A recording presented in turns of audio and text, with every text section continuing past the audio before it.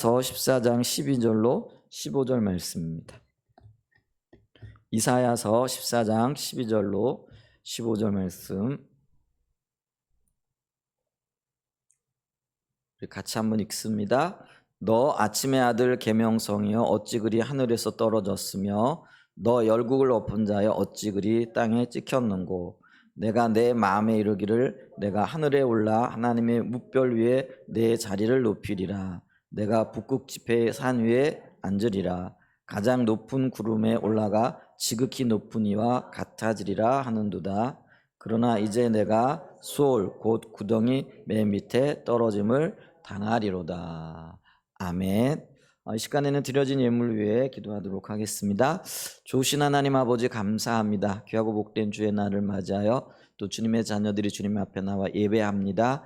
예배할 때 마음을 다하고 뜻을 다하고 또 살아계신 하나님 한 분께만 집중하여 기대감을 가지고 설 수 있도록 은혜 베풀어 주시옵소서. 또 자녀들을 만나 주심으로 주님 주시는 회복과 치유와 자유함과 기쁨과 감사가 충만히 넘치는 시간 되게 하여 주옵소서. 또 예배 드릴 때 또 예물을 구별하여 드립니다. 단순하게 물질이 아니라 주님이 우리의 삶의 주권자여 통치자가 되심을 고백하는 신앙 고백을 담아 드려오니 이 고백 받으시고 자녀들의 삶에 주님의 그 부요함으로 또 풍성함으로 함께하여 주시옵소서. 주님께 모든 영광 존귀 돌려드립니다. 감사를 드리며 예수님의 이름으로 축복하며 기도합니다.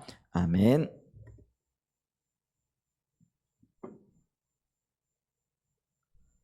네, 오늘 읽은 말씀을 토대로 해서 오늘 자기중심적인 삶이라는 주제로 말씀을 나누기를 원합니다. 우리는 몇 주간에 걸쳐서 우리의 신앙이 처음부터 끝까지 하나님 중심적인 삶이라는 것에 대해서 말씀을 이렇게 나누었죠.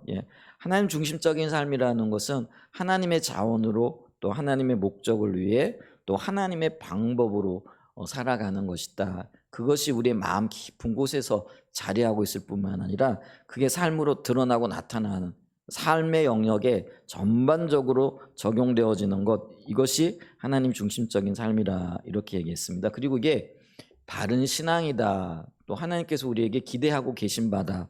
이런 말씀들을 나누었습니다.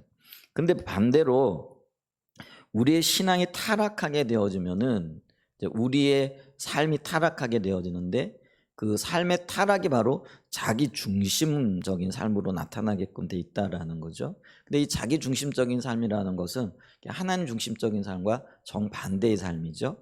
그래서 자기 자원으로 자기의 힘과 능력으로 또 자기의 목적을 위해 혹은 자기의 영광을 위해서 자기의 방법으로, 우리가 이걸 흔히 인본주의라 이렇게 얘기를 하죠. 인간적인 수단과 방법을 동원하여 살아가는 것이죠. 자, 이렇게 얘기하면은 별로 어렵지 않죠. 하나님 중심적인 삶은 하나님의 자원으로 또 하나님의 목적을 위해 하나님의 방법으로 살아가는 거구나.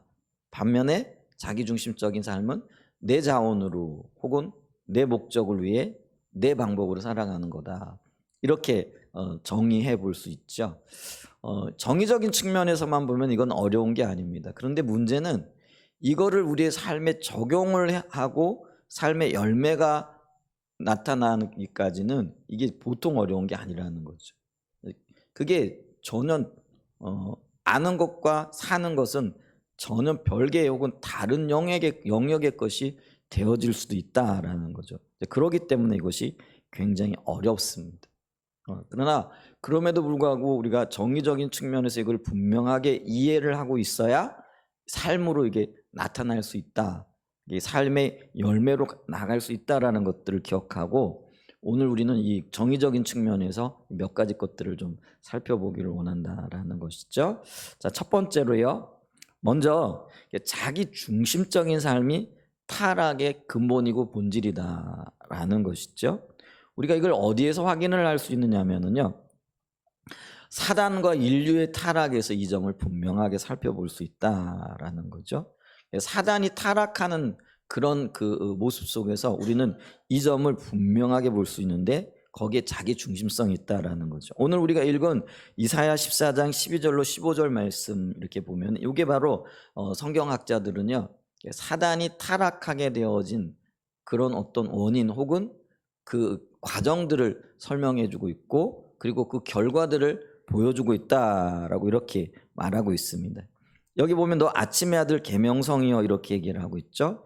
이게 이제 라틴어로는 루시퍼로 이렇게 되어져 있고요. 우리가 사단을 얘기할 때 이렇게 루시퍼라고 얘기를 하죠. 성경적인 용어로는 옛뱀이라고 하기도 하고요. 이제 세상의 왕이라 이렇게 이야기도 하는 존재입니다. 그래서 이 아침의 아들 계명성, 루시퍼예요. 근데 이 루시퍼는 하나님이 가장 아름다운 존재, 예배를 주관하는 존재로 창조를 하셨기 때문에 굉장히 아름답고 또 뛰어났을 뿐만 아니라 많은 사람들에게 이렇게 금방 드러나는 존재였던 것을 보죠. 그래서 아침의 아들 계명성이여라고 얘기했을 때 이 계명성이라는 거는 우리가 알고 있기는 샛별이죠. 금성. 그래가지고 모든 사람들이 금방 구별할 수 있을 정도로 누구나의 눈에 띌 수 있을 정도의 어떤 그런 뛰어난 존재를 이렇게 얘기를 하는 거죠. 그런데 이 아름다운 계명성이 하늘에서 떨어졌다라는 거죠. 하늘에 있어야 할 별 같은 존재가 땅으로 떨어졌다라는 거죠. 그러면서 너 열국을 엎은 자여 어찌 그리 땅에 찍혔는고 이렇게 말을 하면서 찍혀진 원인이 뭐냐면은요, 내가 내 마음에 이르기를 내가 하늘에 올라 하나님의 뭇별 위에 내 자리를 높이리라 이렇게 얘기를 하고 있다라는 거죠. 이건 뭐냐면은요, 루시퍼가 하나님의 아름다운 피조물로 창조되었음에도 불구하고 그 자리에 만족하지 못하고 또 다른 욕망, 또 다른 목표와 또 다른 추구를 가지고 있었다라는 거죠. 근데 그게 뭐냐면은요, 스스로 하늘에 올라 하나님의 뭇별 위에 내 자리를 높이리라. 그러니까 하나님보다도 더 높아지고자 하는 그런 욕망이 있었던 거죠. 그러니까 이게 교만인데요, 이 루시퍼의 관점에서 보면은 이게 자기의 아름다움, 또 그 하나님의 다른 피조물들의 존중을 받는 거죠. 우러러 보는 거죠. 이렇게 되어지니까 자기 마음에 내가 하나님보다도 더 뛰어난 존재가 되어지고 싶고 더 높아지고자 하는, 그러니까 피조물이 창조주의 위치를 넘보게 되어지는 그런 일이 이렇게 일어났다라는 거죠. 그래서 스스로 내 자리를 높이리라, 내가 북극 지폐의 산 위에 앉으리라, 이제 이런 말을 하고 있다라는 것이죠. 그러면 내가 북극 지폐의 산 위에 혹은 내 자리를 높이리라 하는 이 말이 어떤 의미가 있느냐면요, 자기 스스로를 자기 마음대로 우지할 수 있는 존재가 되어지겠다라는 거죠. 그건 다른 말로 얘기하면 내가 내 삶에 또 내 삶의 모든 영역의 통치자가 되고 내가 나의 삶의 하나님이 될 거라는 거죠. 다른 말로 얘기하면 내 자신이 내 자신의 삶의 왕이라는 것이죠. 여러분, 우리가 주님의 귀한 피조물이죠. 하나님께서 가장 존귀하게 여기시는, 그리고 가장 사랑하시는 존재가 저와 여러분들인 줄 믿습니다. 근데 그럼에도 불구하고 하나 분명한 게 있는데 그게 뭐냐면요, 우리는 피조물이라는 거예요. 하나님은 창조주시고 나는 피조물이에요. 그러면 피조물로서 마땅히 창조주께 돌려드려야 할 영광이 있고요, 존귀함이 있어야 된다라는 거죠. 근데 그거를 뛰어넘고 스스로 존귀함을 받고 스스로 높아지고 스스로 내가 하나님 자리에 들어가려고 하는 것, 이게 근본적인 죄라는 거죠. 그리고 이게 교만이다라는 것이죠. 그런데 이 교만의 모습이 누구에게 있었느냐 하면은 하나님의 뛰어난 피조물이었던 루시퍼에게 있었다라는 거죠. 자, 그래서 14절 보세요. 내가 이렇게 북극 지폐의 산에 올려서 가장 높은 구름에 올라가 지극히 높으니, 누굴 얘기하죠? 지극히 높으시니 하나님을 얘기하죠. 근데 이 하나님과 견주어 손색함이 없게 하겠다. 자기가 하나님 자리에 또 하나님과 같은 위치에 올라가겠다라고 이렇게 얘기를 하는 거죠. 그런데 그 결과가 어떻게 됐죠? 15절에 보면 그러나 이제 내가 수올 곧 구덩이 맨 밑에 떨어짐을 당하리로다. 이게 사단의 정해진 운명입니다. 하나님의 권위와 하나님의 권세에 도전했다가 하나님으로부터 내침을 당하게 되어지죠. 그게 이제 구약 성경에는 스올이라 이렇게 구덩이 맨 밑에, 우리가 흔히 얘기할 때 지옥 맨 밑바닥이다 이렇게 얘기를 하시면 될 것 같다라는 거죠. 이게요, 자기가 자기 자신의 삶의 주권자가 되어주고 피조물임에도 불구하고 창조주의 위치에 가서 자기의 삶을 좌지우지하려고 하는 그 모든 시도들이 루시퍼가 가졌던 그런 그 하나님 앞에 대적했던 그런 삶의 추구요 목적이었다라는 것이죠. 이게 쉽게 얘기하면 자기 중심성이고 자기가 자기의 삶의 주인 되려고 하는 그런 시도들이었다라는 거죠. 이게 성경에 나타나는 교만의 첫 번째 모습입니다. 이게 지금 우리 인류의 시간이 시작되기 전에 영적인 세계에서 있었던 일이죠. 그런데 영적인 세계에서 있었던 이 일이 우리의 시간 속에 들어와 가지고 나타나게 되어지는 게 바로 인간의 타락입니다. 우리가 창세기 3장 1절을 쭉 읽어보면은요, 그 뱀을 가장한 사단이 하나님의 아름다웠던 피조물인 아담과 하와를 찾아오죠. 그 중에 특별히 하와를 찾아와 가지고 유혹을 하는데, 그 유혹의 그 빌미가 뭐냐면은요, 바로 네가 너의 하나님 되라. 그래, 네가 결정하고 네 마음대로 살아라. 네가 하고 싶은 대로 해라. 이거였습니다. 근데 그때 이용되어진 게 이게 선악과죠. 여러분, 이 선악과는요, 하나님께서 사람을 사랑하셨고 존귀하게 여기지만은 그 속에 뭐가 담겨져 있느냐면은요, 하나님의 권위가 달려 있고 하나님의 주권이 달려져 있는 것이죠. 그래서 이 선악과는 하나님의 주권을 상징하는 겁니다. 단순하게 과일 그거 열매 먹지 말라 그런 의미가 아니에요. 이 열매 속에, 선악과의 열매 속에 뭐가 있느냐면 하나님의 주권을 인정하고 하나님이 창조주 되심을 받아들이며 살아가라는 그런 의미가 되는 거예요. 그런데 이 하와가 뱀의 유혹에 넘어가 가지고 이 선악과의 열매를 먹으면은 지혜롭게 할 만도 하고 또 탐스럽게 할 만도 하고 또 누구보다도 아름다워질 만한 그런 열매인 것으로 착각을 하죠. 그래서 그거를 먹습니다. 근데 이 단순하게 먹은 게 뭐냐면은요, 하나님의 말씀을 어김으로 그가 스스로 자기의 생명을 혹은 자기 자신에 대한 결정권을 가지게 되어지는 거예요. 여러분, 우리의 삶은 하나님 앞에 달린 줄 믿습니다. 하나님 우리의 삶의 주관자가 되시고 주권자가 되시는 줄 믿습니다. 하나님이 우리의 주인이신 줄 믿습니다. 아멘. 근데 이 자리를 벗어나 가지고 자기의 삶을 자기가 스스로 결정하는 거예요. 그리고 자기가 자기 자신의 주관자가 되어지는 거죠. 이게 교만입니다. 근데 이 교만이요, 어디에 우리가 지금까지 살펴봤던 것처럼 인류의 시간이 시작되어지기 전 하늘나라에서 있었던 그 사단의 타락과 너무나도 닮아 있다는 거죠. 그리고 그것이 그대로 재현되어지고 있는 사건이 되어졌다라는 것이죠. 그렇기 때문에 이 사단이 타락을 하게 되어지고 창조주이신 하나님에게 직접적으로 뭐랄까 이렇게 반역을 들 수는 없으니까 하나님이 가장 아끼는 존재였던 피조물이었던 인간을 걸고 넘어진 거죠. 그리고 그 인간이 사단의 꾀에 넘어감으로 범죄하게 되어졌는데, 그 범죄의 핵심이 뭐냐면은요, 자기가 자기의 하나님 되려고 하는 시도였다라는 거죠. 그렇게 되어지니까 보세요. 사단이 맨 밑바닥에 쫓겨났던 것처럼 사람도 하나님이 그렇게 하나님의 생명으로 풍성했던 에덴 동산으로부터 쫓겨나게 되어지고, 이제 그때부터는 어떤 일들이 일어나게 되어지느냐면요, 자기 스스로가 자기 인생을 책임져야 돼요. 그 얘기는 뭐냐면 하나님이 더 이상 보호하지 아니하시고 생명으로 함께 하시지 아니하시고 또 하나님의 은혜를 거두셨다라는 거죠. 물론 우리를 구원하시기 위하여 하나님께서 은혜를 베풀어 주시며 다시 찾아오셨지만은 죄악의 결과가 그렇게 나타날 수밖에 없었다라는 것이죠. 자, 그래서 우리는 자기 중심적인 삶이, 그러니까 자기가 자기의 하나님이 되려고 하는 이 교만이 바로 타락이고, 여기서부터 구원받는 것이 하나님 중심적인 삶으로 돌이키는 것이다. 이 부분을 좀 기억해야 될 줄로 믿습니다.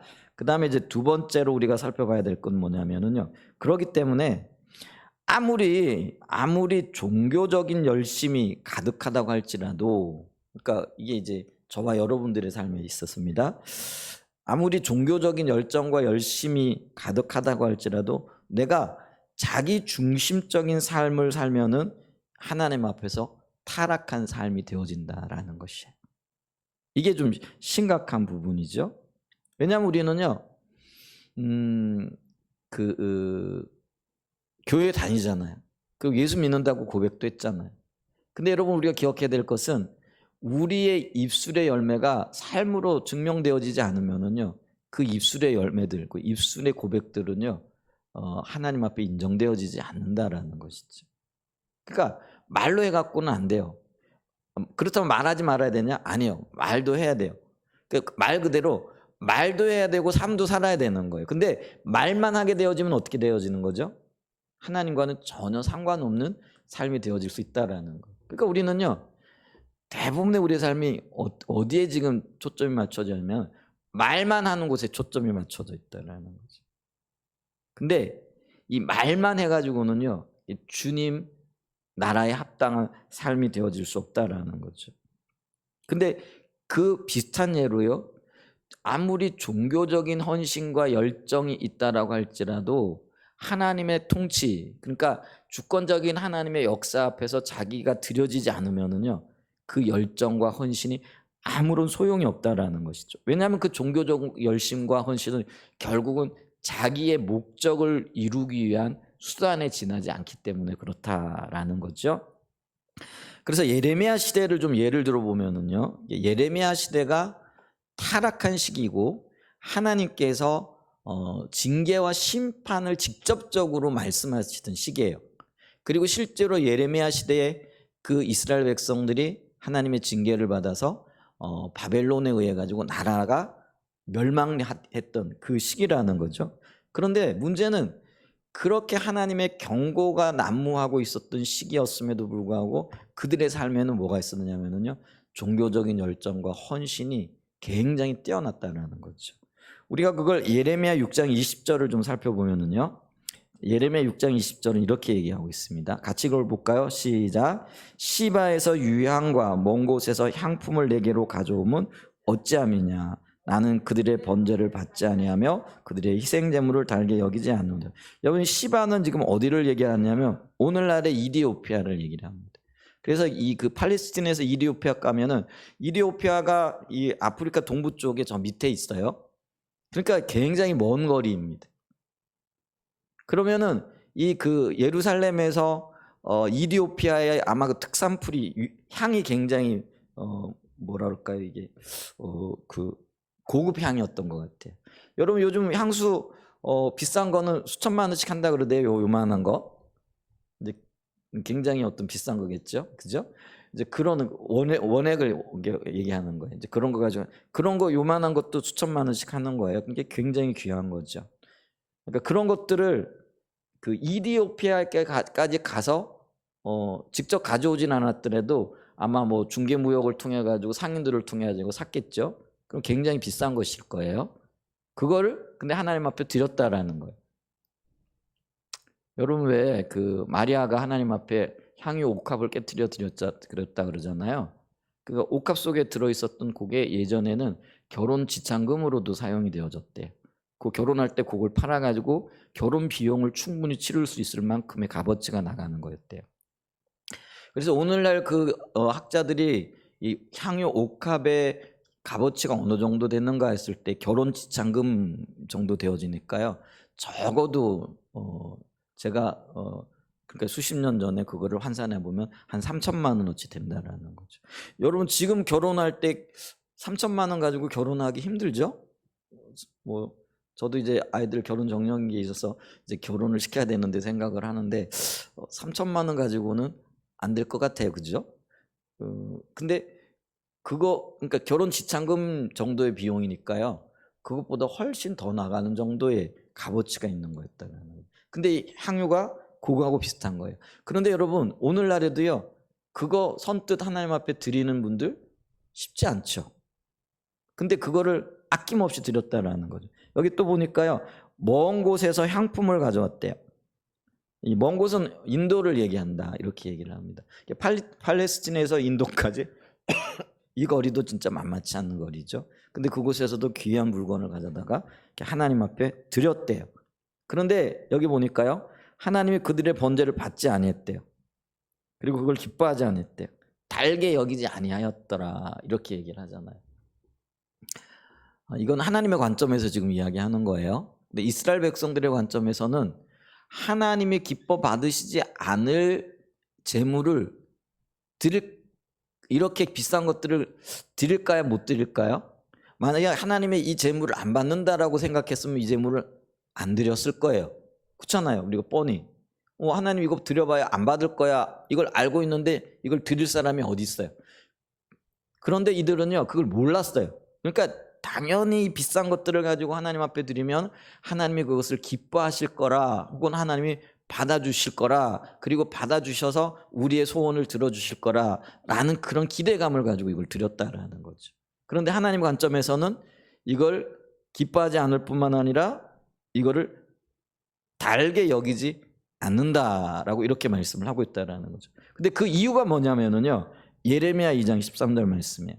자, 예레미야 2장 13절에 보면은요, 내 백성이 두 가지 악을 행하였나니 곧 그들이 생수의 근원되는 나를 버린 것.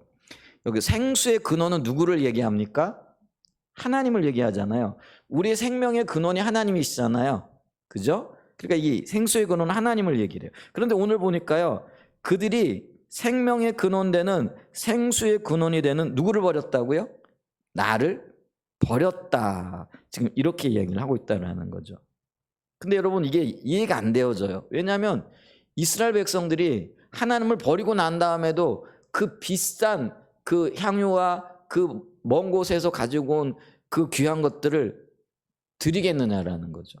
그러니까 예레미야가 그 이스라엘 백성들을 향하여 하나님께로 돌아오라 그러니까 그 백성들은 뭐라고 얘기를 하느냐면, 무슨 소리냐, 우리는 하나님을 떠난 적이 없다라는 거예요. 적어도 표면적으로는요, 그들은 하나님을 떠난 적이 없고 하나님을 버린 적이 없는데, 그런데 하나님은 지금 그 백성들을 향하여 너희가 생수의 근원되는 나를 버렸다라는 거예요. 그럼 이 차이가 뭐냐라는 거예요. 이 차이가 뭐냐면, 이스라엘 백성들은요, 그 비싼 것들을 하나님 앞에 드리고 있고, 그리고 주님을 향한 열정과 열망이 있어요. 예를 들면은 이스라엘 백성들은 1년에 3차례씩 자기가 살고 있던 성읍을 떠나가지고 예루살렘 성전에 와가지고 절기를 지키며 풍성하게 하나님 앞에 예물을 드리고 감사를 드리게끔 되어져 있잖아요. 그러니까 그들은요, 그거를 자신들이 하고 있었기 때문에 우리는 하나님을 떠난 적이 없다라고 이야기를 하고 있는 거예요. 그런데 지금 하나님은 너희가 나를 버렸다라고 했을 때 이 버린 건 뭐냐면은요, 너희의 삶의 주인 되는, 그러니까 내가 너희들의 삶에 더 이상 주권자가 아니고 주인이 아니라는 그런 의미인 거죠. 오늘날로 얘기하면 그런 거죠. 우리가 하나님 앞에 나와 예배는 드려요. 헌금도 해요. 11조도 해요. 그리고 교회가 어떤 일들을 하면은 뭐 건축 헌금도 드리고 성경 헌금도 드리고 풍성하게 하나님께 어떤 예물을 구별하여 드려요.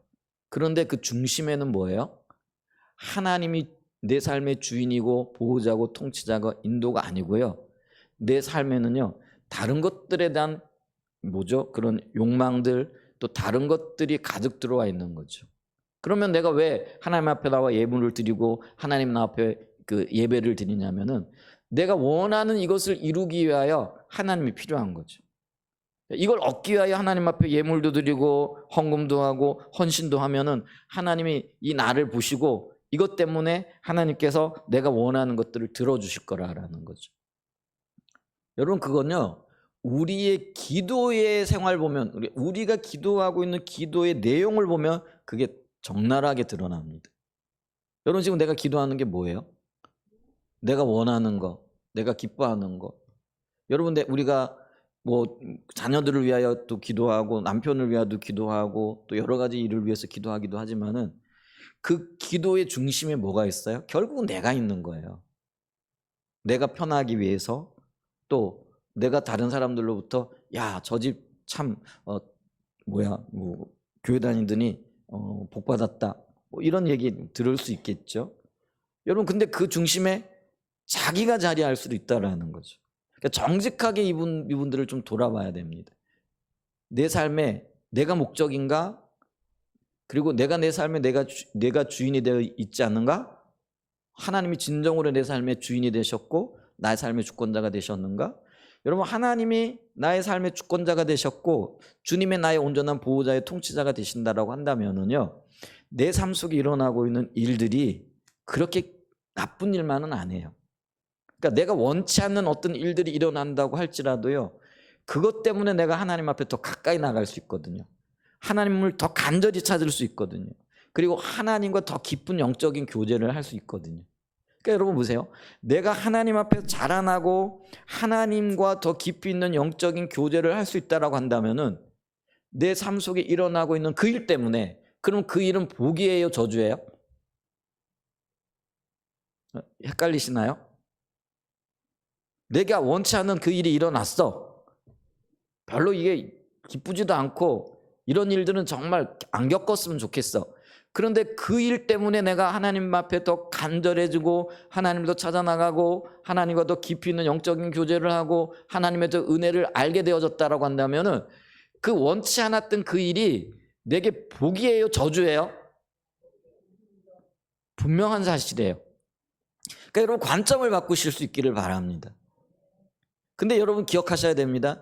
내게 일어난 그 좋은 일 때문에 그게 마치 나 때문에 일어난 것 같고 내가 어떤 종교적인 주님과의 관계 속에서 주님이 나에게 상을 주신 것처럼 여기고 내가 나태해지고 게을러지고 그것 때문에 하나님을 떠나게 되어지고 하나님과 관계없는 삶을 살아가게 되어지면 내게 일어났던 그 좋은 일이 복이에요, 저주예요? 분명한 거예요. 그런데 여러분 어때요? 내 삶에 내가 원치 않은 조금만 일만 일어나도 울며 불며 하나님 그러실 수가 있습니까? 도대체 하나님은 어디에 계십니까? 원망과 불평이 쏟아져 나오잖아요. 그 이유가 뭔지 아세요? 나의 중심이 옳지 않기 때문에 그런 거예요. 여러분, 모든 것이 합력하여 선을 이루신다고 우리가 고백을 하잖아요. 근데 그 고백이 실제의 삶 속에서 어떻게 적용이 되어지고 어떻게 열매 맺고 있느냐라는 것이죠. 그거를 좀 보실 수 있는 은혜가 있기를 예수님의 이름으로 축복하고 축원드립니다. 그래서 보세요. 이 백성들이요, 종교적인 행위는 있었어요. 근데 그들이요, 그 마음에서 하나님을 떠나 있는 거예요. 그리고는 뭐예요? 여기 보면 스스로 웅덩이를 팠대요. 스스로 웅덩이를 팠다라는 건 스스로 살 길을 찾았다라는 그런 의미예요. 그러니까 자기 방법과 자기 수단과 자기의 어떤 의지대로 자기의 수단대로 살고자 하는 그런 시도들을 했다라는 거죠. 여러분, 우리가 하나님을 주로 고백하지요. 아멘. 하나님이 여러분의 삶의 주이십니까? 여러분의 아버지이십니까? 그럼 가정에서 자녀가 아버지의 말을 듣는 것, 그게 정상이죠. 그러면 우리의 삶에서 주인 되시는 우리 주님의 음성을 듣고 그분의 뜻을 따라 살아가는 것이 정상이죠. 그리고 그분의 인도를 온전히 신뢰하여 나가는 게 정상이잖아요. 그런데 이스라엘 백성들은 뭐예요? 말로는 주님은 우리의 주이십니다, 우리의 아버지십니다. 그들도 똑같이 우리처럼 고백을 했어요. 그런데 그들은요, 주님의 통치와 인도를 받기보다는 어떻게 했다라는 거예요? 자기 살 길을 스스로 찾아가는 거예요.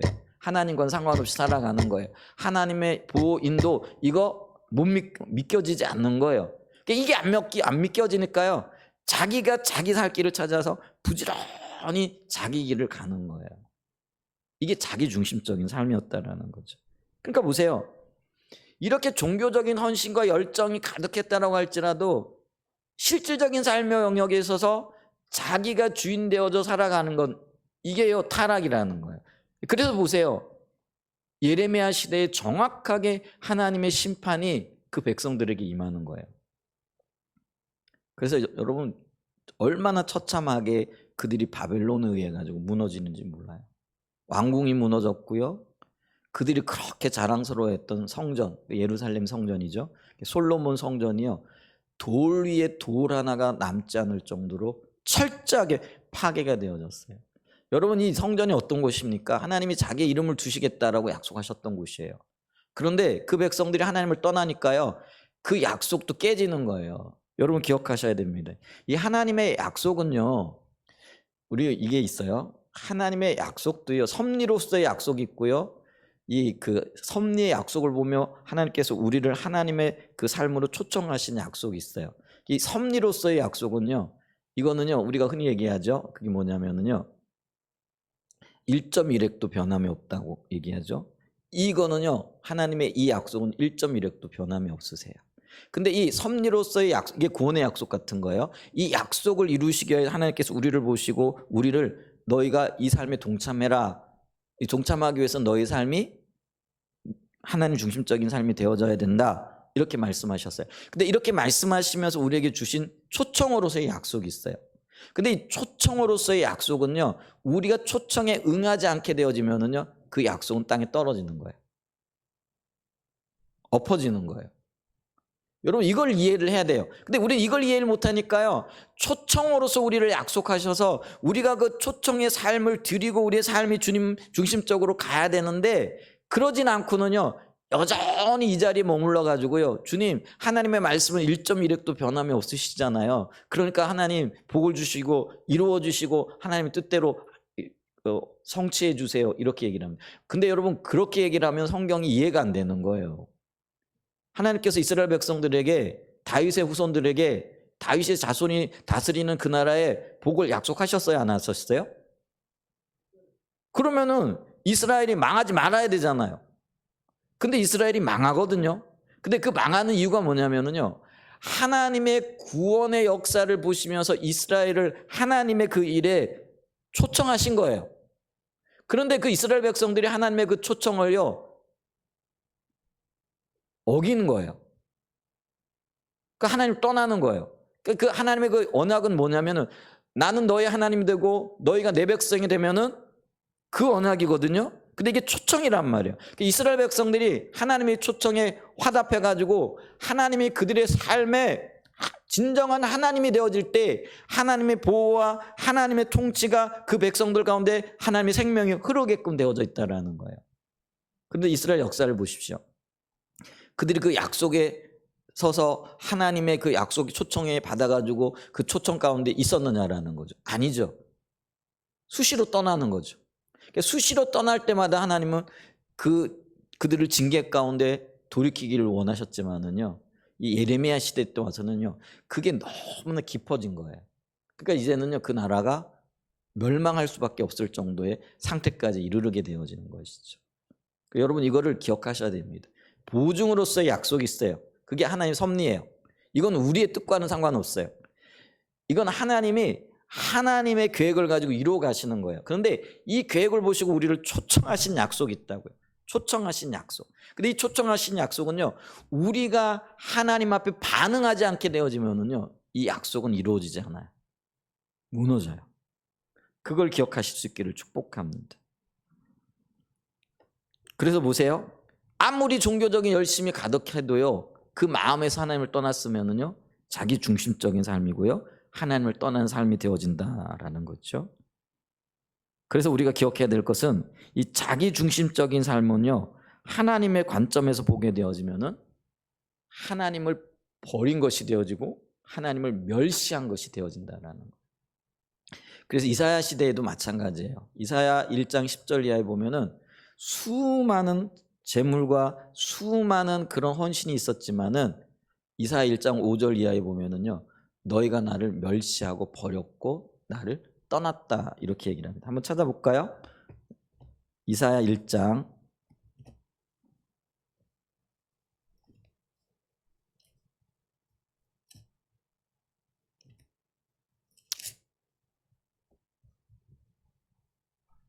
1장 4절부터 보죠. 3절부터 좀 보죠.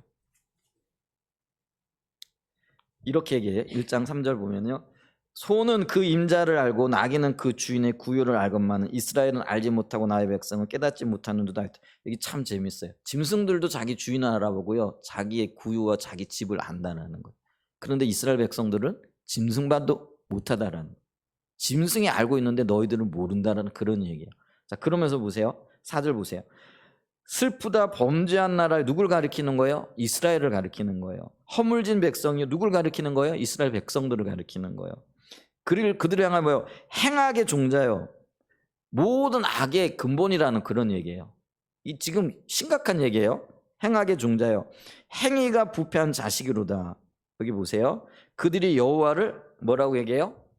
버리며 이스라엘의 거룩하신 이를 만홀히 여기며, 이 만홀이라는 게 뭐예요? 멸시했다라는 거예요. 그리고 뭐예요? 멀리하고 물러갔도다. 그러면서요, 그 결과가 뭐냐면은 5절 이하에 너희가 어찌하여 매를 더 맞으려고 패역을 거듭하느냐? 온 머리는 병들었고 온 마음은 피곤하였으며 발바닥에서부터 머리까지 성한 곳이 없이 상한 것과 터진 것과 새로 맞은 흔적뿐이거늘 그것을 짜며 싸매며 기름으로 부드럽게 함을 받지 못하였도다. 그들의 범죄가 너무 커가지고 하나님이 징계하시고 심판하시는데 이거를 위로받고 상처가 치유되어져 회복되어질 그런 짬을 못 얻었대요. 왜냐하면 계속 지금 범죄하고 있거든요. 주님을 떠나고 있거든요.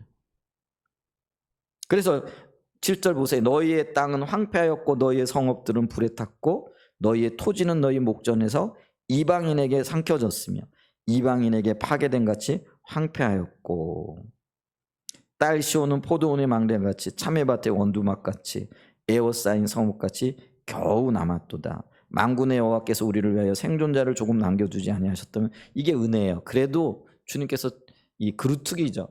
이사야에서는 그루트기 신앙을 얘기를 하죠. 그게 남겨진 자를 얘기를 하는 거예요. 징계와 심판을 받았지만 하나님께서 긍휼을 베푸셔서 남겨진 자가 있는 거예요. 그리고 이런 사람을 통해서 다시 하나님 회복시키시는 거죠. 그래서 생존자를 조금 남겨두지 아니하셨다면 우리가 소돔 같고 고모라 같았으리로다. 여러분 소돔과 고모라 아시죠? 그 죄악 때문에 유황 불비를 맞은 거예요. 얼마나 끔찍한지 몰라요. 제가 이번에 보니까 우크라이나 전쟁이라든지 아니면은 터키에 이렇게 지진이 일어났잖아요. 튀르키예에. 야, 근데요, 진짜 심각하더라고요. 그리고 미사일 폭격 맞은데 이렇게 보니까요. 여러분 그 하늘에서 소돔과 고모라 땅에 유황비가 내렸다 그랬죠. 오늘날 얘기하면 미사일 맞은 거 같은 현상인 거죠. 여러분 그 미사일의 주 원료가 뭐예요? 유황이잖아요. 쉽게 얘기하면 화약이. 그게 터져버리는 거예요. 그러니 얼마나 끔찍하겠어요. 흔적도 없이 사라진 거죠. 그게 소돔과 고모라예요. 죄악의 결과였거든요. 근데 이스라엘이 그와 같았을 것인데 그래도 하나님이 조금 은혜를 베푸셔서 그루트기를 남겨놓으셨다는 거예요. 근데요, 그들의 삶은 어땠다는 거예요? 여기 11절에 보면은요, 여호와께서 말씀하시는 너희의 무수한 재물이 내게 무엇이 유익하냐? 나는 순양의 번제와 살찐 짐승의 기름에 배불렀고 나는 수송아지나 어린 양이나 수염소의 피를 기뻐하지 아니하노라. 이게 그 백성들이 하나님 앞에 드렸던 재물의 목록이에요. 어떤 것들을 드렸어요? 무수한 재물을 드렸고요. 순양의 번제와 살찐 짐승의 기름을 드렸고요. 수송아지와 어린 양과 순염소의 피를 하나님 앞에 무수하게 드렸다라는 거예요.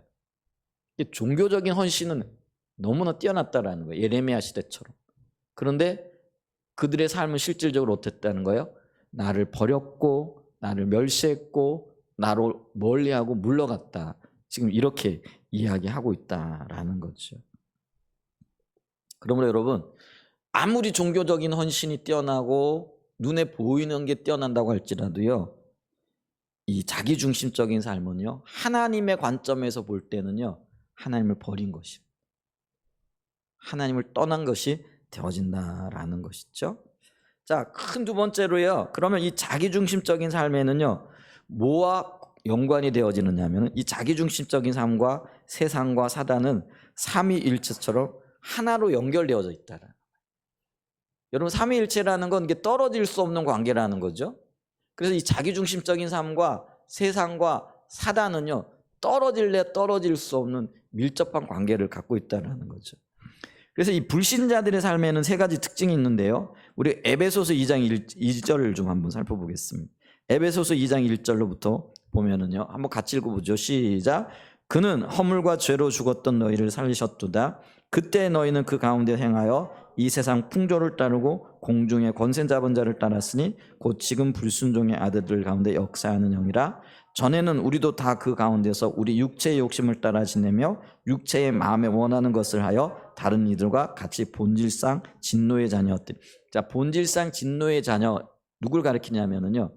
아직 구원받지 못한 자녀들, 구원받기 전의 삶의 모습이라는 거죠. 자, 그래서 그때의 다행히 지금 에베소 성도들은요, 허물과 죄로 죽었던 그 상태에서 살아난 거예요. 예수 믿음으로. 그런데 예수 믿기 전에 그때의 상태가 어땠다라는 거예요?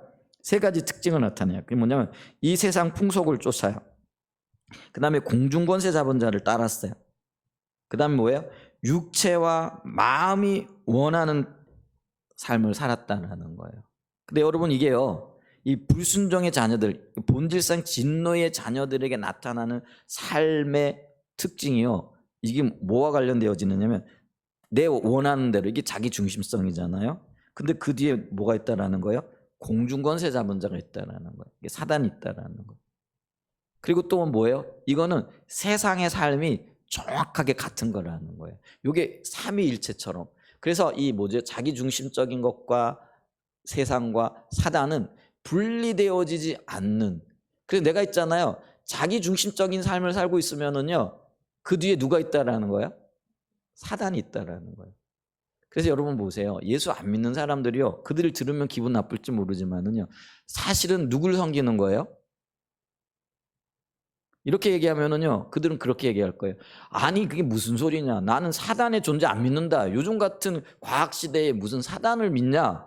그럼 내가 어떻게 사단을 섬기느냐? 영적으로 무지하기 때문에 그래요. 여러분 세상엔 두 종류의 사람밖에 없어요. 그 종류가 뭐냐? 하나는 하나님을 섬기며 사는 사람이고 하나는 사단을 섬기며 사는 거예요. 이 세상에서. 성경에서는요, 사단은 이 세상의 임금이라 이렇게 얘기를 하거든요. 세상 임금이라고 얘기를 합니다. 두 종류의 사람밖에 없어요. 그래서 내가 하나님 안 믿잖아요. 그러면 싫든 좋든 자기는 사단을 섬기며 살아가는 거예요. 근데 사단은요, 굳이 나를 섬겨라, 나를 믿으라 얘기할 필요가 없어요. 그렇게 안 해요. 예수 안 믿으면 자연히 사단을 섬기는 거니까요. 그러니까 우리는 속고 있는 거죠. 그리고 그 속음의 결과가 어떻게 나타날 것인지 그거는요, 영적으로 무지할 때는 전혀 알지 못합니다. 깨어날 때만이 내 모습이 보이는 거예요. 여러분 내가 잠들어 있을 때는요, 내가 잠자고 있다는 사실 자체도 모르잖아요. 여러분 있잖아요, 아침 햇살이 창문 사이로 이렇게 들어오면은요, 그 햇살이 비칠 때 그 햇살 가운데로 반짝반짝 하는 것들이 보이죠. 우리 지금 몰라요. 근데 햇살이 비치면은요, 저 틈새로 이렇게 햇살이 들어오면은요, 햇살 비치는데 반짝반짝 하는 게 보여요. 그게 뭐예요? 먼지거든요. 근데 이렇게 어두운 데서는요, 먼지 있는지 몰라요. 근데 여러분 지금 먼지 가득합니다. 햇살이 한번 쫙 비춰보세요. 그럼 그 가운데 얼마나 많은 먼지들이 있는지 몰라요. 우리가요, 영적인 것이 그래요. 성령의 빛이 보이지 않으면은요, 어둠의 역사들이 안 보여요. 그래서 어둠에 있으면서도 어둠에 있다는 사실 자체도 모르는 거예요. 사단의 통치하에 있으면서도요, 성령의 빛이 안 보이면은요, 내가 사단의 통치 가운데에서 죄의 자녀로 죄 가운데 죽어가고 있다는 사실 자체를 모르게 되어진다는 거죠. 여러분 이거 무서운 겁니다. 예를 하나 들을게요. 이 자기중심적인 삶의 배후에는 사단이 있는데요, 다윗의 예를 들어보면 그래요. 역대상 21장 1절에 보면은요, 사탄이 일어나 이스라엘을 대적하고 다윗을 충동하여 이스라엘을 계수하게 하니라. 여러분 이제 다윗이 인구조사를 한 내용이에요. 여러분 한 나라의 왕으로서 인구조사하는 거 이거 잘못됐어요, 안 됐어요? 뭐 잘못된 거 아니에요. 그런데 이 경우에는요, 지금 다윗이 사단의 충동을 받았다, 사단의 꾀임을 받았다 이렇게 얘기를 하고 있는 거예요. 근데 그 꾀임 내용이 뭐냐면은요, 야, 너 이제 한 나라의 왕이 되어졌고 네 나라 국민들도 굉장히 많아졌고 너도 이제 세상 많은 여왕들로부터 존중을 받지 않냐? 그러니까 너 이제 한번 네가 네 힘이 얼마나 세졌는지 커졌는지 한번 좀 확인해 봐라. 지금 이 유혹이거든요. 근데 이 유혹이 왜 이렇게 중요하냐면은요. 다윗이 이제까지 살아오면서 그는요 한 번도 군사력을 의지한 적이 없어요. 한 번도 자기 백성의 수가 많고 적고 또 병거가 많고 적고 무기가 많고 적고 이거를 따지지 않았던 사람이 다윗이거든요. 그러니까 오직 하나님만을 섬기고 하나님만을 의지하고 하나님만을 목자 삼고 살아왔던 사람이 다윗인 거예요. 그런데 이제 수많은 승리들을 경험하고 난 다음에 그 마음이 이제 뭐랄까요 좀 높아질 그런 어떤 이게 그런 어떤 환경이 되어진 거죠. 근데 그 환경 가운데 사단이 와가지고요 충동하는 거예요. 야 이제는 하나님 의지하지 말고 네가 가지고 있는 힘, 네가 가지고 있는 능력, 네가 어느 정도의 업적을 이뤘는지 그거 좀 한번 확인해봐. 이 다윗의 마음이 그 마음이 들어왔던 거죠. 여러분 이게 정확하게 여러분 다윗이 하나님 중심적인 삶에 있다가 어디로 간 거예요? 자기 중심적인 걸로 간 거예요. 여러분 이게 어려운 거예요. 오늘 내가요 철저하게 하나님 중심적인 삶 가운데 있었어요. 근데 오늘 저녁에 내 삶이 내 생각이 하나님 중심적인 삶으로 갈 수 있을까요? 없을까요? 이게 어려운 거라는 거예요. 그래서 저와 여러분들이 깨어 있어야 할 이유가 있는 거예요. 그러니까 과거에요 하나님의 큰 은혜를 경험하면서 하나님과 동행하는 삶을 통해서 많은 사람들에게 선한 영향력을 미쳤던 믿음의 많은 그런 용사들이 있었어요. 그런데 오늘날 어느 날 보니까 그들이 오히려 믿음의 선한 영향력을 미치는 게 아니라 오히려 악영향을 미치고 있는 경우들이 너무나 많더라는 거예요. 근데 이게 왜 그러냐면요. 그가 영적으로 깨어있지 못하게 되니까 하나님 중심적인 자리에 있다가 어느 순간에 내가요 이제는 뭐예요? 자기를 의지하고 자기 뜻대로 살아가고 자기 마음대로 살아가고 내 힘이 어느 정도 되어지는지 이걸 확인하고 싶은 거예요. 그리고 그걸 과시하고 싶은 거예요. 다윗이 그랬어요. 그랬더니 하나님이요 이 다윗의 인구조사를 그렇게 강력하게 책망을 하시는 거예요. 여러분 인구조사는요 국가 통계의 기반이잖아요. 세금도 걷어야 되고 그러니까 그게 잘못된 게 아니에요. 그런데 이게 어떤 의도로 다윗이 어떤 마음으로 지금 이 인구조사를 하고 있느냐 이게 지금 포인트가 되어지는 거라는 거예요. 그래서 여러분 있잖아요. 똑같은 행동을 하는데도 어떤 사람에게는요 이게 하나님 중심적인 거예요. 어떤 사람에게는요 이게 자기 중심적인 거예요. 제가 창피한 얘기 하나 할게요. 지난주 목요일 날 제가 성교회 그 목회자 기도회 가가지고 목회자 기도회를 인도를 했거든요. 잘했어요. 은혜도 있었고요. 뭐 목회자들이 이렇게 기도하다 보니까 막 울면서 또 이렇게 훌쩍거리기도 하고 뭐 은혜도 있었고 막 참 좋은 시간을 가졌어요. 제 마음도 굉장히 흡족했어요. 근데 이제 금요일 날 아침이 되어졌어요. 10시 타임인데 이제 우리 회장인 여주복 목사님이 오셔서 이제 이것저것 얘기하다가 저를 꼭 집어가지고 이야기를 하시는 거죠. 송경열 목사님이 중보기도를 인도했는데 그게 뭐라고 얘기를 하느냐면요 감정의 호소를 하게끔 했다. 어떤 찬양곡을 딱. 그래서 제가 고민을 했어요. 이게 감정에 호소하는 곡인가? 아니요. 그 곡은 중립적이에요. 근데 내 마음에 제가 이제 돌아보니까 그런 얘기를 하는 거예요. 찬양과 경배를 하면서 힘을 주는 거예요. 왜냐하면 이게 은혜를 끼치고자 하는 마음이 있는 거예요. 이해가 되세요? 그러니까 잘하고자 하는 마음이 있는 거예요. 목회자들 앉아있고 하니까. 그러면서 아주 신랄하게 제가 아주 그 많은 목사님들 앞에서 엄청나게 욕을 얻어먹었어요. 제가 한 10년 만에 다시 지금 제가 욕을 얻어먹어요. 마음이 너무나 힘들어요. 제가 너무나 힘든 거 있죠. 지금도 힘들어요. 그걸 극복하기가 쉽지 않아요. 근데 중심은 있어요. 그래, 하나님이 나를 새롭게 하시려고 하는가 보다. 여러분 쉽잖아요. 한 5, 60명까지는 안 되겠어. 한 30명, 40명 목회자들 앉아있는데 한 사람을 그것도 딱 거론을 해가지고요. 뭐라 그럴까요? 아주 신랄하게 비난을 하는 거죠. 비난이라기보다도 뭐 한 사람을 세우기 위한 걸 하는. 근데 그걸 듣고 있는 저는 어땠겠어요? 마음 같아서는 그냥 뛰어나가고 싶은 거죠. 이 자리에 안 있고 싶은 거죠. 근데 제가 그걸 알아요. 제 마음에 뭐가 있는 거죠? 잘하고자 하는 그게 뭐 나쁜 거냐? 아니요. 나쁠 수도 있고 좋을 수도 있는 거예요. 근데 어떤 동기가 있느냐라는 거예요.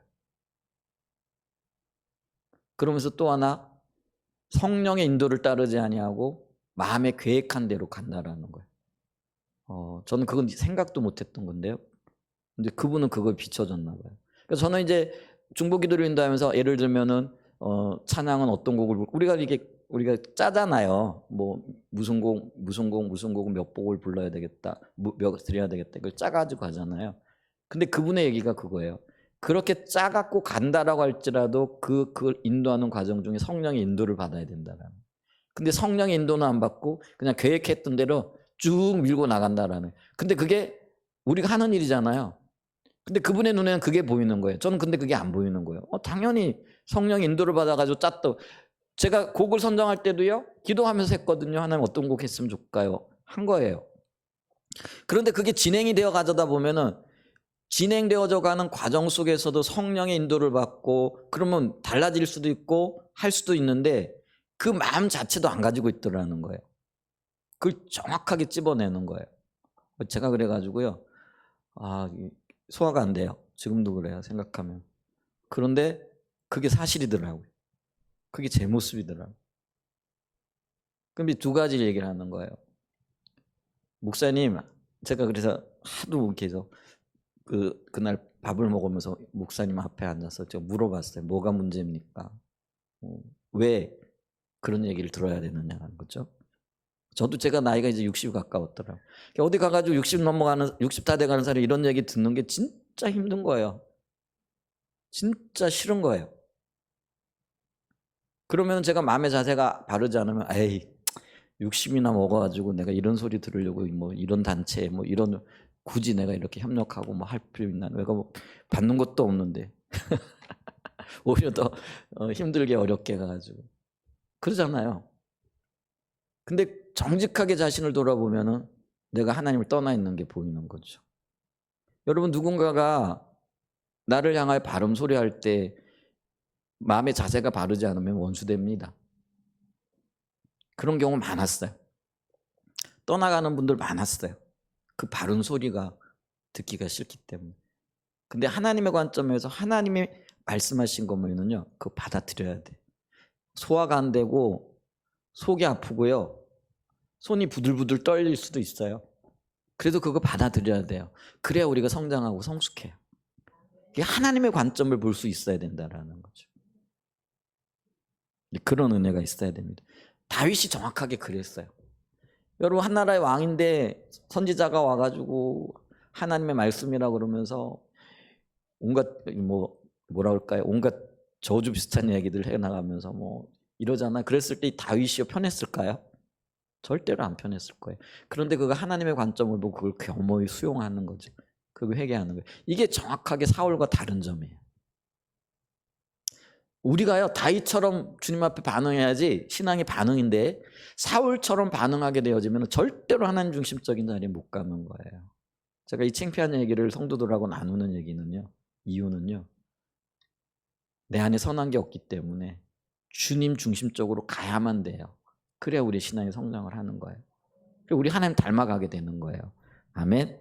베드로 보죠. 마태복음 16장 21절로 23절 보면 우리 잘 알고 있잖아요. 그래서 알고 있으니까 제가 바로 얘기하죠. 예수님의 제자들에게 묻죠. 너희들은 나를 누구라 하느냐 그랬더니 베드로가 주는 그리스도시요 살아계신 하나님의 아들이시니이다. 그랬더니 예수님이 바요나시므나 내가 복이 있어. 네가 이걸 깨달은 건 하나님께서 알려주신 거야. 성령께서 비춰주신 것이기 때문에 정말 중요한 고백이야. 그래서 이 고백 위에 내가 내 교회를 세울게. 아주 그냥 붕 뜰 정도로 칭찬을 하셨잖아요. 그런데 곧바로 이제 예수님이 내가 십자가에 못 박혀 죽으리라 이렇게 했더니 베드로가 뭐라고 얘기를 하는 거죠?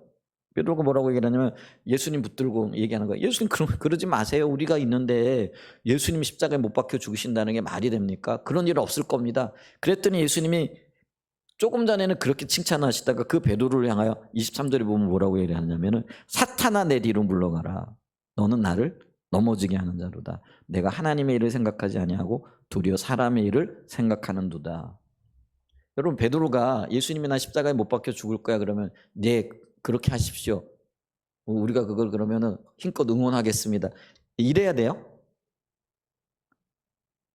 안 그러잖아요. 제자잖아요. 근데 예수님이 내가 죽겠다 그러는데 아이고 예수님 그게 무슨 말씀이십니까? 우리가 이렇게 있는데 어떻게 예수님을 십자가에 못 박아 죽이겠습니까? 이게 아마 베드로의 정직한 표현이었고 아마 진심이었을 거예요. 그죠? 그래서 스승을 위한다고 그 말을 했는데 지금 그 말을 하고 있는 베드로의 면전에다 대고 예수님이 뭐라고 말씀하시는 거예요? 사탄아 네 뒤로 물러가라. 이건 베드로가 아니라요. 베드로가 지금 그 말을 하면서도 그 말이 하나님의 뜻을 거슬리고 있는 말이라는 걸 모르는 거예요. 예수님이 이 땅에 왜 오셨어요? 십자가에 못 박혀 죽으러 오신 거잖아요. 그게 하나님 뜻이에요. 근데 베드로는 뭐예요? 인간적인 정이 너무 많은 거죠.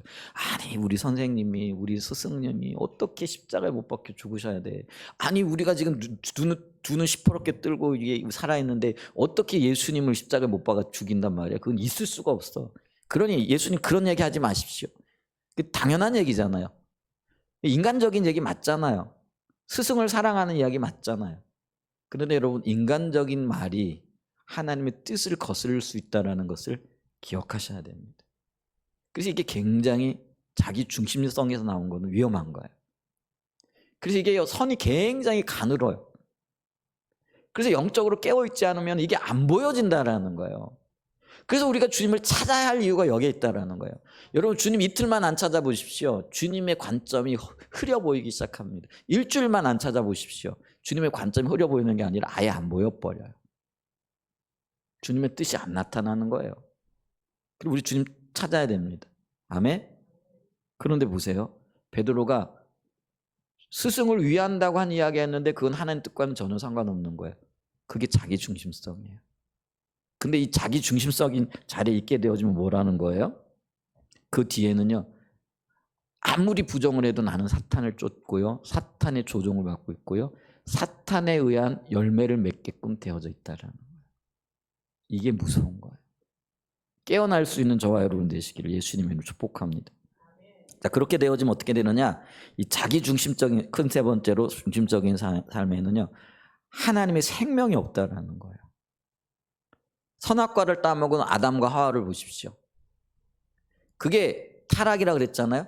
타락이 자기 중심적으로 돌아온 거예요. 자기가 왕 되어지겠다라는 거예요. 이제 그랬더니 어떻게 되어지는 거죠? 창세기 3장 16절 이하에 보면은요. 또 여자에게 이르시되 내가 내게 임신하는 고통을 크게 더하리니 내가 수고하고 자식을 낳을 것이며 너는 남편을 원하고 남편은 너를 다스릴 것이라 하시고 아담에게 이르시되 내가 내 아내의 말을 듣고 내가 내게 먹지 말라는 나무의 열매를 먹었은즉 땅은 너로 말미암아 저주를 받고 너는 내 평생에 수고하여야 그 소산을 먹으리라. 땅이 내게 가시덤불과 엉겅퀴를 낼 것이라. 내가 먹을 것은 밭의 채소인즉 내가 흙으로 돌아갈 때까지 얼굴에 땀을 흘려야 먹을 것을 먹으리니 내가 그것에서 취함을 입었습니다. 너는 흙이니 흙으로 돌아갈 것이니라 하시니라. 여러분 여기서요. 우리가 심각한 저주가 있고요. 그 저주 때문에 오늘까지 영향을 받는데 여러분 일이 즐거워요? 힘들어요? 힘들죠. 그게 저주의 결과예요. 근데 원래요. 일은 즐거운 거였어요. 그러니까 아담의 에덴 동산에서 하나님으로부터 내가 모든 것들을 다스려라 이렇게 얘기했잖아요. 그러니까 그 하나님과의 관계에 있을 때는요. 일이 즐거웠어요. 그러니까 짐승들도 호의적이었고 그가 어떤 말만 해도 열매들을 맺고 그러니까 일이 노역이나 노동이 아니라요. 굉장히 즐거움이었어요. 그런데 아담과 하와가 자기 중심적으로 돌아오고 타락하게 되어지니까 그 타락의 열매가 뭐냐면요. 일이 고통스러운 거고 힘들고 땀을 흘려야 간신히 먹고 살고 이렇게 되어지는 거예요. 그러니까 오늘 일 그러면 다 진절머리가 나잖아요. 일 안 하고 싶잖아요. 근데 이게 저주의 결과라는 거예요. 근데 이게 회복이 되어져야 돼요. 근데 그게 일터신학의 우리의 지금 어떤 바른 구원의 초점이 여기에 맞춰져 있다라는 거예요. 그러니까 일터신학이라는 거는 일의 회복이라는 건 단순하게 생각할 영역이 아니라는 거예요. 원래 창조하신 원래 그대로의 어떤 상태로 돌아가는 거예요. 일도 마찬가지인 거죠. 그러니까 일이 여러분 내가 하나님 중심적으로 돌아가게 되어질 때 그거는요 저주가 아니라 하나님의 복이 되어지고 축복이 되는 거예요. 세상과 연결되어지고 또 가교 역할을 하게 되어지고 하나님의 사랑을 증거하고 하나님의 사랑이 나타나게 되어지는 엄청난 축복의 자리가 되어지는 거예요. 그게 일인 거예요. 여러분 이런 자리로 돌아가야 되거든요. 근데 우리가 타락하게 되어가지고 자기중심적으로 자리로 돌아가니까요. 여기 보세요. 여자는 여자대로 고통을 받아요. 여러분 그 아이를 출산할 때 고통이 이게 산통이라 그러잖아요. 이게 타락의 결과예요. 아마 이게 그 타락하지 않았으면은 여자들이 이런 고통을 안 겪었을 거예요. 그리고 아이 낳는 거나 이런 것들이 굉장히 뭐랄까 다른 방법으로 이렇게 태어났을 것 같아요. 그다음에 아담에게도 그잖아요. 평생의 수고하여야 그 소산을 간신히 먹게 될 거라. 이렇게 얘기를 하는 거죠. 여러분 또 루시퍼 하락에서도 마찬가지예요. 아까 읽었던 우리 이사야 14장 15절을 보면 그러나 이제 내가 수올 곧 구덩이 맨 밑에 떨어짐을 당하리라. 이사야 시대도 마찬가지예요. 아까 1장 6절에 보면 발바닥에 이사야 1장 6절에 보면 발바닥에서 머리까지 성한 곳이 없이 상한 곳과 터진 곳과 새로 맞은 흔적 머리끝부터 발끝까지 성한 것이 없대요. 그게 이스라엘 백성들이 지금 상태고 현상이래. 그러니까 오늘날 우리의 모습이 이 모습 아니에요? 어디 하나 가가지고 마음 둘 곳이 없는 거죠. 머리끝부터 발끝까지 평안함이 없는 거죠. 이게 지금 우리의 현 상태라는 거죠. 하나님을 떠나 있는 사람들의 상태라는 거예요. 그러니까 우리가 평안을 얻기 위해 어떻게 해요? 주님께로 돌아와야 된다라는 거죠. 예레미야 시대도 마찬가지잖아요. 웅덩이를 팠는데 그 웅덩이가 터진 웅덩이인 거죠. 스스로 살 길을 찾았는데 그게 전혀 도움이 되어지지 않는 거죠. 자, 그러면서 우리가 네 번째로 하나 기억해야 될 게 그게 뭐냐면은 세상에서 잘 되는 것이 하나님의 생명은 아니라는 것이죠. 그러니까 세상에 잘 되는 것이 반드시 하나님의 생명은 아니라는. 우리는 뭐예요? 이런 관점을 가지고 있으니까 세상에서 잘 되면 그게 복인 줄 알아요. 근데 하나님을 떠난 상태에서 잘 되는 것은 복이 아니라 저주라는 거예요. 여러분 그걸 기억하셔야 됩니다. 그러니까 하나님이 생명으로 함께 하시기 때문에 바른 의미에서의 생명이 우리에게 넘칠 수도 있지만은 하나님을 떠나 있음에도 불구하고 잘 되어지는 경우들이 있어요. 여러분 실제로 그런 일이 있어요. 교회에서도 그런 일이 있을 수도 있어요. 보면은요. 요한계시록을 보면은요. 라오디게아 교회, 사대교회 예를 들어 보면은요. 라오디게아 교회가 뭐라고 고백하느냐면 요한계시록 3장 17절이에요. 내가 말하기를 나는 부자라 부여하여 부족한 것이 없다 하나. 교회가 얼마나 잘 나가면 이런 고백을 하겠어요. 나는 부자라 부여하여 부족한 것이 없다. 실제로 라오디게아 교회가요. 지금 터키에 있거든요. 라오디게아 교회가 거기가 온천이 굉장히 이렇게 발달이 돼 있고요. 온천에서 이렇게 눈을 치유할 수 있는 어떤 물질을 개발을 했대요. 여러분 우리가 온천에 가면은 왜 온천 문 담그면은 뼈도 튼튼해지고 피부도 병도 낫고 뭐 이런 그런 효험이 있잖아요. 근데 이게 눈을 치유할 수 있는 그 재료가 이 온천에서 나왔나 봐요. 그래서 이걸 가지고 안약을 만들어 가지고요. 이 지역이 굉장히 부여했어요. 그렇지 않겠어요? 그러니까 교회가요. 그런 부자들이 교회를 나오니까 이 교회가 굉장히 부여한 거예요. 그러니까 그들은요. 야, 이게 우리 하나님의 은혜다. 이게 복이다. 하나님이 우리에게 이렇게 주셔서 우리 교회가 이렇게 잘 나가는 거야. 이렇게 한 거죠. 그런데 그 뒷말이 더 무서워요. 하나님은 근데 그 라오디게아 교회를 향해 뭐라고 얘기를 하는 거예요? 내 공고한 것과 가련한 것과 가난한 것과 눈먼 것과 벌거벗은 것을 내가 알지 못하는도다. 이 라오디게아 교회는요. 겉으로는 잘 됐는데 이들이 주님을 떠나 있었어요. 그걸 어떻게 할 수 있느냐고요? 여러분 보세요. 요한계시록 3장 20절 좀 보세요. 요한계시록 3장 20절 보세요. 찾아주세요. 3장 20절 보세요. 자, 볼지어다 같이 읽습니다. 내가 문 밖에 서서 두드리노니 누구든지 내 음성을 듣고 문을 열면 내가 그에게로 들어가. 자, 이게 지금 누구에게 하고 있는 얘기예요? 라오디게아 교회 교인들에게 하고 있는 얘기거든요. 근데 여기 보세요. 볼지어다 내가 문 밖에서 두드리노니. 이 얘기는 뭐냐면 예수님이 지금요. 라오디게아 교회 밖에 있다라는 얘기예요. 그리고 문을 두드리고 문 좀 열어달라고 요청하고 있는 장면이라는 거예요. 그러면 여러분 기억하십시오. 교회 안에 교회의 주인이 누구세요? 그럼 교회 안에 누가 계셔야 되는 거예요? 예수님이 교회 밖에 계셔야 돼요? 안에 계셔야 돼요?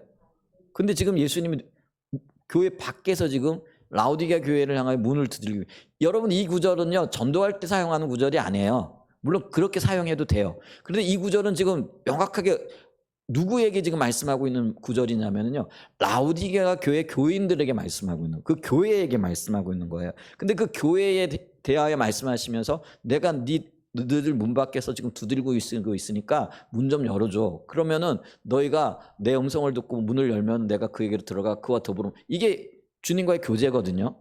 먹고 마시는 거. 여러분 우리 교제할 때 뭐예요? 제일 먼저 밥 한번 먹자 하잖아요. 그래요 안 그래요? 밥 먹잖아요. 이게 밥 먹는 게 친밀한 교제거든요. 그래서 이게 있잖아요. 여러분 예배 끝나고 밥 먹는 거 굉장히 중요해요. 그래서 밥 안 드시고 가지 마시고 꼭 밥 드시고 가세요. 그러면서 교제하는 거예요. 이게 친밀한 성도의 교제인 거거든요. 그런데 지금 예수님이 지금 문 밖에 있어가지고요, 내가 네 안에 들어가서 친밀한 교제 나누자, 밥 좀 먹자. 그 얘기는 예수님과 이 지금 라오디게아 교회가 친밀한 교제가 안 되고 있다라는 거예요. 예수님이 문 밖에 있다라는 거예요. 이게 지금 이 얘기는 지금까지 주제로 얘기하게 되어지면은요, 철저하게 자기 중심적인 자리에 있는 거예요. 부자라 부유하다 하지만 하나님과는 상관없는 거예요. 이게 라오디게아 교회였어요. 주님 보실 때는요, 그들이 지금 눈 멀었어요. 못 보고 있어요. 영적으로 헐벗었어요. 너무나 가난한 거예요. 그들은 근데 나는 부자라 부유하다 하는데 우리 주님이 보실 때는 지금 헐벗어 있는 거예요. 옷 벗은 상태인 거예요. 빨가벗고 있는 상태인 거예요. 그런데도 그걸 모르고 있는 거예요. 근데 외형적으로는 어땠어요? 굉장히 부유했다고요. 여러분 세상적으로 잘 나간다고 해가지고 그게 반드시 하나님의 복이 아니에요. 그걸 보시기 바랍니다. 그래서 여러분 세상에서 너무 잘 나가는 거 그거 부러워하고 그거 추구하지 마십시오. 하나님 생명 되심을 추구하여 나갈 수 있는 은혜가 있기를 축복합니다. 아멘. 그래서 보세요. 그럼 이제 자기중심적인 삶이 하나님 떠난 건데, 이 삶에 나타나는 현상들이 뭐냐면 내 자원으로 내 목적을 위해 내 방법으로 살아가는 거예요. 이 세 가지가 한꺼번에 있어요. 그래서 세 가지가 다 안 나타나고요, 한 가지만 나타나도 그럼 내가 살아가는 방식에 있어서 하나님의 방법이 아니라 세상적인 방법을 동원하면은요, 요 세 가지가 다 한꺼번에 있는 거예요. 근데 그게 안 보여지는 것 뿐이에요. 근데 그 내면에는 그 세 가지가 다 있다라는 거예요. 반면에 내가 내 목적을 위해 살잖아요. 그러면은 내 방법으로 안 했다라고 할지라도, 내 자원을 의지 안 했다라고 할지라도 나는 지금 자기중심적인 자리에 있는 거예요. 요게 세 개가 같이 간다라는 거예요. 자, 요게 자기중심적인 삶인데요. 예, 요렇게 얘기하면은 아까도 얘기했잖아요. 그래, 뭐 그게 자기중심적인 삶이 하나님중심적인 삶이네. 알아요. 근데 이게 내 삶에서 적용되어질 때는요, 이게 별개의 문제예요. 그게 선이 너무 가늘어요. 그게 잘 발견되어지지 않아요. 그래서 제가 한 가지 예를 들게요. 누구 예를 들면은 다윗과 사울의 예를 들어서 한번 잠깐 얘기를 해줄게요. 그러면 요게 조금 쉬울 수 있어요. 이제 다윗은 하나님 중심적인 삶을 살아가는 사람이잖아요. 반면에 사울은 자기 중심적인 삶을 살아간 사람이거든요. 그럼 다윗은요, 자기를 세우시는 영역에 있어서도요, 그래서 역대상 14장에 보면은요, 하나님이 자기를 왕으로 세우셨다는 걸 깨달았다. 이게 성령의 비추심으로 하는 거예요. 그러니까 자기가 세움받았고 자기의 힘의 근원이 하나님이라는 걸 알았거든요. 근데 사울은 그렇지 않아요. 사울은요, 사무엘을 통해 가지고 세움을 받았잖아요. 처음엔 겸손했어요. 그런데 그가 있잖아요, 시간이 지날수록 어떻게 했느냐면요, 자기가 자기를 세우려고 해요. 자기 능력과 자기 힘을 의지해요. 그래서 사무엘상 14장 52절에 보면은요, 그는요 전쟁을 하기 위해서 힘센 사람이나 용감한 사람을 보며 그들을 불러 모았더라. 그럼 자기 힘을 키우고 자기 힘을 얻기 위해 가지고요, 사무엘상 14장 52절 이렇게 보면은요, 힘센 사람이나 용감한 사람을 보면 부지런히 사람들을 끌어모으는 거예요. 왜요? 전쟁에서 승리하려고. 그러니까 다윗은 그러지 않았어요. 평생 그는 하나님을 의지했고요. 그랬더니 하나님이 다윗에게 정말 중요한 사람들을 많이 붙여주시거든요.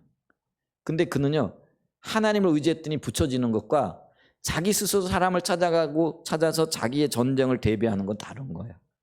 이게 지금 하나님 중심적인 삶과 자기 중심적인 삶이 다른 거예요. 그리고 있잖아요, 다윗은요, 평생에 하나님 앞에 물어보는 사람이었어요. 전쟁을 할 때도 물어보고요. 또 다윗이 대표적으로 물어봤던 게 뭐예요? 법궤를 가지고 올 때도 물었어요. 처음에는 근데 이걸 몰라가지고 묻지 않고 했다가 큰 낭패를 당하기도 해요. 근데 곧바로 묻는 자리로 가요. 그런데 사울의 삶의 특징을 한마디로 뭐라고 얘기를 하냐면 사울 때는 묻지 아니하였으므로, 그러니까 사울은 하나님 앞에 묻지 않았어요. 그 얘기는 기도가 없었다라고 이렇게 얘기를 할 수 있다라는 거죠. 결과로 다윗은 하나님 앞에 물었기 때문에 응답을 받아요. 그래서 이 응답 받은 걸 가지고 하나님 앞에 영광 돌려요.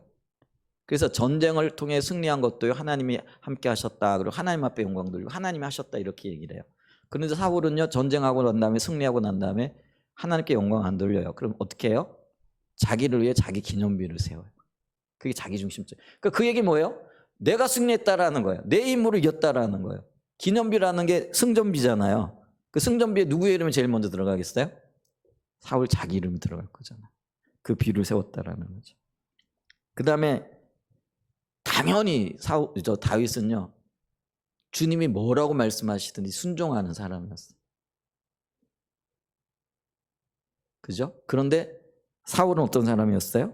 불순종했어요. 사무엘이 내가 갈 때까지 기다리시오 했더니 못 기다리잖아요. 그리고는 뭘 하는 거예요?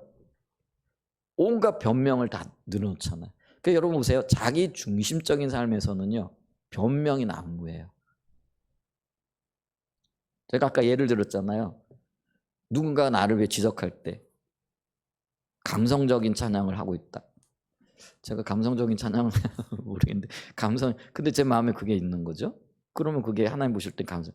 그러면은 아멘하고 받아들이면 되는데 아니요, 그게 아니고요, 이래가지고 했고요, 이런 마음, 이게 변명이라는 거예요. 근데 우리는 너무 변명 많이 하잖아요. 여러분 변명 많이 하시는 거예요? 자기중심적인 거예요? 그냥 얘기하면은 네 알겠습니다, 돌아보겠습니다, 고민하겠습니다, 이거예요. 여러분 보세요. 이 하나님 중심적인 사람은요, 어떤 자기 삶의 모난 부분들을, 그게 아파요. 안 아플 리가 없죠. 아파요. 근데 그 아픔을 어디에 가지고 나가면 하나님 앞으로 가지고 나가서 눈물로 회개하고 은혜를 구해요. 다윗이 그랬어요. 다윗이 몇 번에 걸쳐 가지고요, 자기 잘못에 대한 지적을 받거든요. 근데 여러분 선지자이긴 하지만 그도 신하이거든요. 최고의 자리에 앉아 있는 사람이 그 얘기를 들을 때 기분이 좋을까요, 나쁠까요? 당연히 나빠요. 그런데 그걸 하나님 말씀으로 듣고 자기 치부가 드러나잖아요. 있잖아요. 남이 부인 빼앗고 그거 감추기 위해 가지고 사람을 전쟁터에 내몰아 가지고 죽인 거예요. 그거 잘 감추어졌다고 생각했는데 여러분 그게요, 시간적으로 한 2년 가까이 지나 가지고 다윗이 그걸 깨닫지 못하니까 하나님 사람을 보내 가지고 깨닫게 하시는 거예요. 여러분 금방 그 일 아니에요. 이 일이 잊혀질만 했고요, 이제 모든 사람들이 모를 만한 그때에 하나님이 나단 선지자를 보내 가지고요, 그걸 자기 깊은 내면 속에는 아마 그게 죄의식이 있었을 거예요. 근데 그걸 드러내는 거예요. 근데 그걸 드러낼 때 다윗이 마음이 편했을까요, 안 편했을까요? 절대로 쉽지 않은 이야기입니다. 그런데 다윗은요, 변명하지 않아요. 그거 들고 나가가지고요, 그대로 하나님 앞에 회개하고 눈물로 침상을 띄웁니다. 회개해요. 그런데 사울은 뭐예요? 사무엘에 가서 지적하고 누가 가서 얘기해도 오직 하는 건 뭡니까? 변명뿐이에요. 변명. 내가 이래서 이랬고 저래서 저랬고. 여러분 이런 거를 좀 보면은요, 이렇게 다윗의 삶과 사울의 삶을 비교해 보면은요, 우리의 삶에 이런 것들이 어떻게 적용되어지고 하나님 중심적인 삶이 뭐고 자기 중심적인 삶이 뭔가, 이런 것들이 조금 보여질 거예요. 여러분 고민하셔야 돼요. 그러면서 은혜 구하셔야 돼요. 그리고 주님과 동행하기를 결단하고 그렇게 우리의 삶을 주님의 관점에 맞게끔 초점 맞춰 나가야 되는 거예요. 아멘. 그런 은혜가 있으시기를 예수님의 이름으로 간절히 축복하고 축원드립니다. 아멘. 우리 다 같이 일어나셔서 106장 찬양 드리시겠습니다.